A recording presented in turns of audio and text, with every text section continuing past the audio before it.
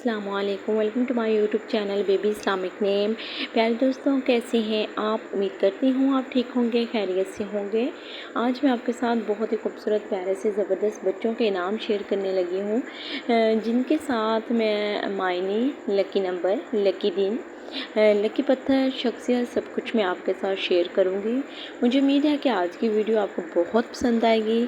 तो अगर आप मेरे छोटे से चैनल पर न्यू हैं, चैनल को जल्दी से सब्सक्राइब कर लें, वीडियो को फुल वॉच करें और कमेंट करके ज़रूर बताना है वीडियो कैसी लगी। नाम है कासम। सबसे पहला नाम है कासम।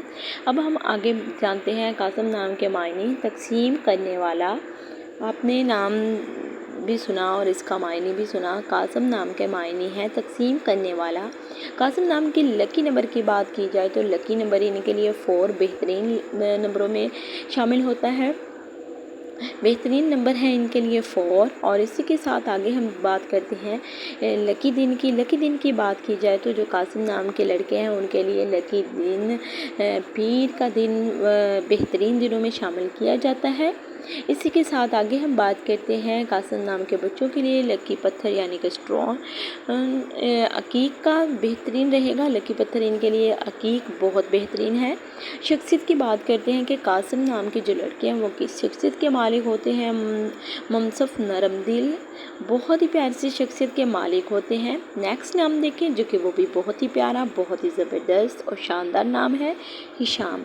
हिशाम नाम बहुत ही ट्रेंड में जाने वाला नाम है, बहुत ही प्यारा सा ज़बरदस्त नाम है।